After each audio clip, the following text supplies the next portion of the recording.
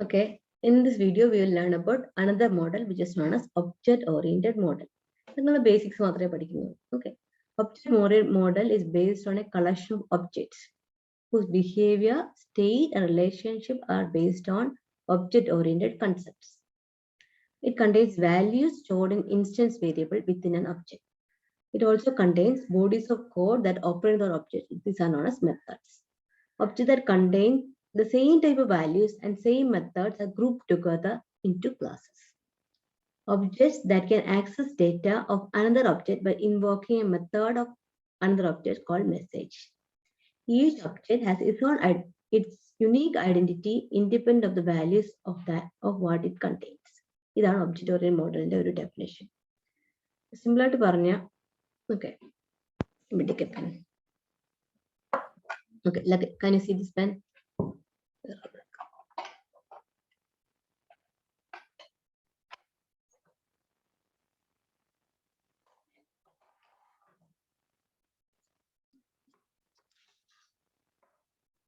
Can you see this pen? This is an object. ഒരു object ആണത്.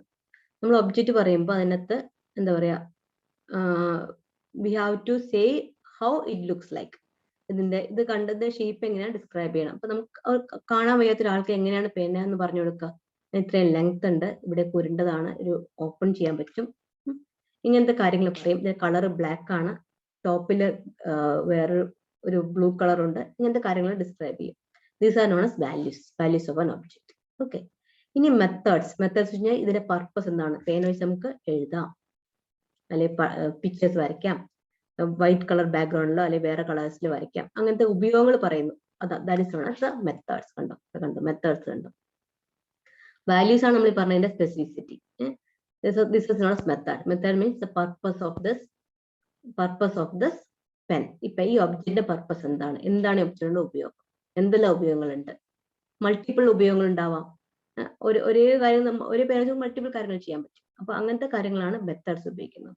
Clear. അടുത്തത് object same type, they are known as classes. Look at this one. This are set of pens. This is a class. This is a class of pen. Class of pen, അതിന്റെ shape, ഇവിടെ നമ്മൾ നിപ്പിന്റെ ടോപ്പിന്റെ colour, അപ്പൊ പല colour different ആണ്. പക്ഷെ colour എന്നൊരു attribute നമുക്ക് വാല്യൂസ് കൊടുക്കാൻ പറ്റും, പല കളേഴ്സ് കൊടുക്കാൻ പറ്റും. This are known as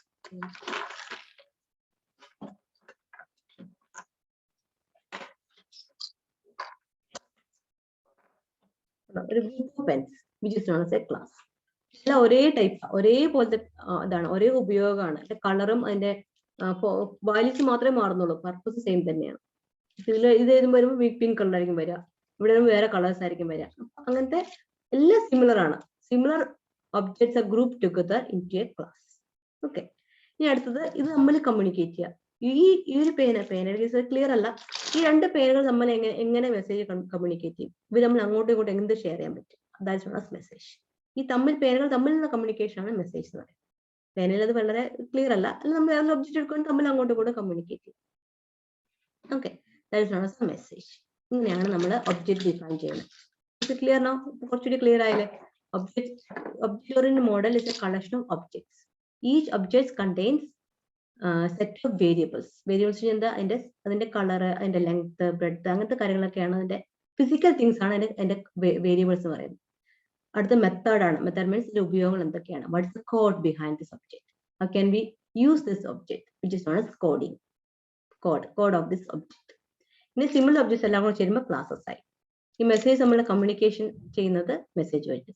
object തമ്മിലുള്ള കമ്മ്യൂണിക്കേഷൻ നോൺ ആസ് മെസ്സേജ്. ഇങ്ങനെയാണ് നമ്മൾ ഒബ്ജക്ട് ഓറിയന്റഡ് മോഡൽ ഡിസൈൻ ചെയ്യുന്നത്. Clear?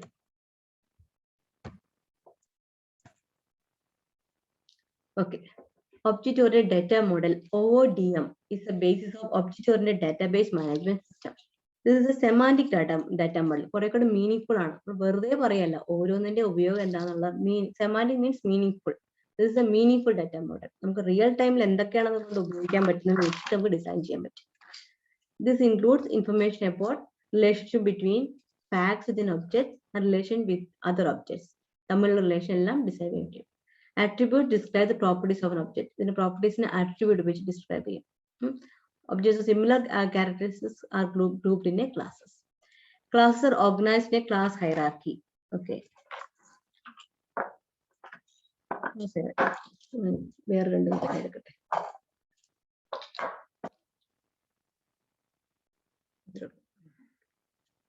okay. Can you see these two pens? Pen and pen എടുക്കുന്നത്. ഇത് നോക്കിയേ, ഇത് ഈ പേന കാണാമോ? ഈ പേനയും കാണാമോ? രണ്ടും ഒരേ ടൈപ്പ് അല്ല. ഇത് രണ്ടും നോക്കി, ഇത് ഒരേ ടൈപ്പ് പേനകളാണ്. So this is one class of pen. This is second class of pen.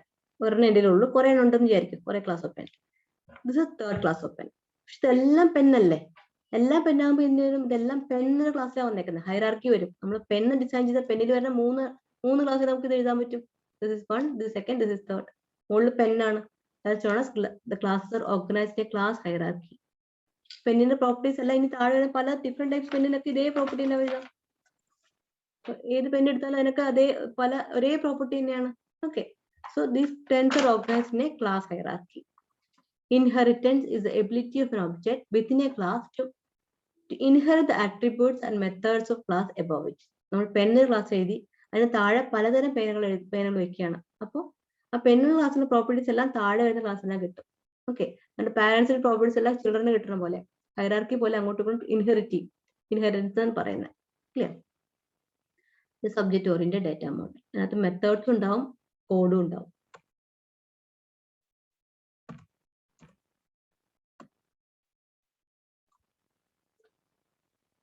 This is subject oriented data model. ഇവിടെ കസ്റ്റമർ നമ്മൾ നേരത്തെ പഠിച്ചാൽ എന്താ, ഒരു എൻറ്റിറ്റി ആണ്. Line, one two many relationship ആണ് പോസിബിൾ. ഇവിടെ കുറെ ഡേറ്റ ഉണ്ടാവും, ഡാറ്റ കറസ്പോണ്ടിങ് ആയിട്ടുള്ള കോഡ് ഉണ്ടാവും. ഇത്രയും അറിയാനുള്ളൂ. ആട്രിബ്യൂട്ട്സ് ഉണ്ടാവും, മെത്തേഡ്സ് ഉണ്ടാവും, മെസ്സേജസ് ഉണ്ടാവും, ഹൈറാർക്കി ഉണ്ടാവും. ഇതെല്ലാം ചേർന്നാണ് object oriented data model. This is semantic data model. Okay, next is network model. Network മോഡലൊക്കെ ഒരുപാട് മുന്നേ ഉള്ളതാണ്. 1971 കൊഡാസിൽ ഗ്രൂപ്പ് റിപ്പോർട്ട് ചെയ്തിട്ടാണ് ഇങ്ങനെ ഒരു മോഡൽ ഉണ്ടാക്കിയത്. It is developed by database task group, DBTG model. Many to one links ആണ് ഇവിടെ ഉപയോഗിക്കുന്നത്. മെനി ടു വൺ എന്ന് വെച്ചാൽ മെനി ഒന്നിലേക്ക്. നമ്മൾ നേരത്തെ പഠിച്ചതാണ് ആട്രിബ്യൂട്ട്സ്, കാർഡിനാലിറ്റികൾ പഠിച്ചാണ്. മെനി ടു വൺ റിലേഷൻഷിപ്പ് ആണ് അതിനകത്ത് വന്നിരിക്കുന്നത്. Okay, this is how the diagram looks like. One to many. Here many to relation links are ഉപയോഗിക്കുന്നത്. Network model. In network model, the data is represented by a collection of records. A relationship among data are represented by links, which can be used as pointers. ഇതേപോലെ collection of records തന്നെ വെക്കുന്നത്. Record എന്ന് വെച്ചാൽ എന്താ, ഒരു റോയ്ക്ക് record എന്ന് പറയുന്നത്. Raw by rho ആയിട്ട് എഴുതും. ഈ റോ തമ്മിൽ പോയിന്റേഴ്സ് ഉപയോഗിച്ച് ലിങ്ക് ചെയ്യും. So when we link, we are getting arbitrary graphs. Okay, here information can be extracted from any level. There's no parent. There won't be any parent, one parent, two parent ഒക്കെ ആവാം. പല രീതിയിൽ അങ്ങോട്ടും ഇങ്ങോട്ടും graph വരയ്ക്കും. ഈ graph കാണാൻ പോകുന്നത്.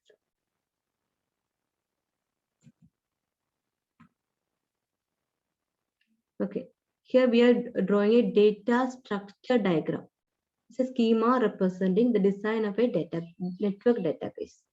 Such diagram consists of two basic components: boxes which correspond to record types and lines which correspond to links. The data structure diagram. Then the customer name, customer street, customer city.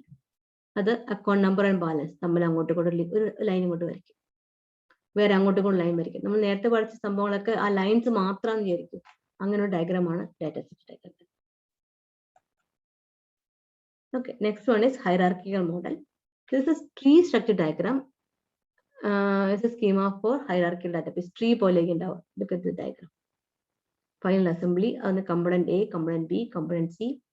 വീണ്ടും assembly A, part A, part B. അങ്ങനെ hierarchy ആയിട്ട് design ചെയ്തിട്ടുണ്ടാവും. Okay, it contains boxes which correspond to record types and lines which correspond to links. Hierarchical model is similar to network model in the sense that data relationship among data represented by records and links. പക്ഷെ records ഒക്കെ ഇവിടെ വരുമ്പോൾ tree model ആയിരിക്കും, മറ്റേ വരുമ്പോൾ graph ആവും. Network model graph ആണ്, hierarchical model വരുമ്പോൾ ട്രീസ് ആയിരിക്കും. Below the single root the data element are subordinate elements, each which in turn has its own subordinate elements and so on. Data elements have parent-child relationship as in family tree. Family tree പോലെ parent-child relationship ഉണ്ടാവും. ഇവിടെ 1 to many relationships ആണ് ഉള്ളത്. This is a comparison between different data models. Hierarchical and network. One of the earlier models we are not using. നമ്മളത് തിയറിക്ക് പഠിക്കാൻ വേണ്ടി പഠിക്കുന്ന മാത്രമേ ഉള്ളൂ. It is difficult to represent many to one relationship. One to many, many to one പറ്റും, തിരിച്ചു മറിച്ചിട്ടാൽ മതി. പക്ഷെ many to many relation possible അല്ല. Okay. Structural level dependency in the, it's not easy. Okay. Relation model is conceptual, simple model ആണ്. അതിന് SQL ഉപയോഗിച്ച് നമുക്ക് read ചെയ്യാനും പറ്റും. So we are using it more frequently.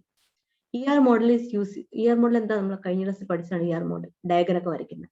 ER model is easy to understand the semantic of the database. പക്ഷെ implementation ഇല്ല. നമുക്ക് implement ചെയ്ത് കോഡ് ചെയ്യാൻ വേണ്ടി അല്ല ഉപയോഗിക്കുന്നത്. എങ്ങനെയാണ് കൺസെപ്റ്റ് മോഡൽ വരയ്ക്കുക, എങ്ങനെ ഗ്രാഫിക്കലി നമുക്ക് റെപ്രസെന്റ് ചെയ്യാം, ഡയഗ്രാം വരയ്ക്കാം, അതാണ് ER മോഡൽ ഉദ്ദേശിക്കുന്നത്. അപ്പൊ ER മോഡൽ വരച്ചിട്ട് പിന്നെ റിലേഷൻ മോഡൽ ഉപയോഗിക്കുന്നതാണ്. സെമാന്റിക് മോഡൽസ് ആണ് ഒബ്ജക്റ്റ് ഓറിയന്റഡ് മോഡലും എക്സ്റ്റൻഡ് റിലേഷൻ ഒബ്ജക്റ്റ് മോഡലും. ഇത് രണ്ട് പുതിയ മോഡൽസ് ആണ്. is coming into practice. പതുക്കെ SQL റീപ്ലേസ് ഇതിലേക്ക് വരും. അൺസ്ട്രക്ചർഡ് ഡാറ്റ XML ഒക്കെ ഉപയോഗിക്കുന്നത് ഇതേ പറ്റുള്ളൂ. Here all the properties of object oriented concept is there in these models. നമ്മളിവിടെ പറയുമ്പോൾ സ്ട്രക്ചർഡ് ഡാറ്റ ആയിരിക്കും. ഡാറ്റ കറസ്പോണ്ടിങ് ടേബിൾ വഴി തന്നെ അറേഞ്ച് ചെയ്ത് മാത്രമേ റിലേഷൻ മോഡൽ വർക്ക് ചെയ്യുള്ളൂ. നമ്മൾ നേരത്തെ പഠിച്ചില്ലേ, കുറെ ടേബിൾ ബൈ ടേബിൾ ആയിട്ട് ഡാറ്റ അറേഞ്ച് ചെയ്തേക്കുന്നത്. അങ്ങനെയുള്ള ഡാറ്റയ്ക്ക് മാത്രമേ റിലേഷൻ മോഡൽ വർക്ക് ചെയ്യുള്ളൂ. ഫോർ എക്സാമ്പിൾ വാട്സപ്പിലെ ഡാറ്റ, ഫേസ്ബുക്കിലെ ഡാറ്റ, അത് കൺസ്ട്രക്റ്റഡാ, തോന്നുന്ന പോലെ എഴുതുന്നത്. അതൊന്നും ടേബിളിൽ വെച്ച് അതൊന്നും എടുക്കാനൊന്നും ER മോഡലിൽ പറ്റില്ല. ER മോഡലോ റിലേഷൻ മോഡലോ പറ്റില്ല. There we are going to semantic models. Okay. Let's stop here. In the next class we will learn about normalization.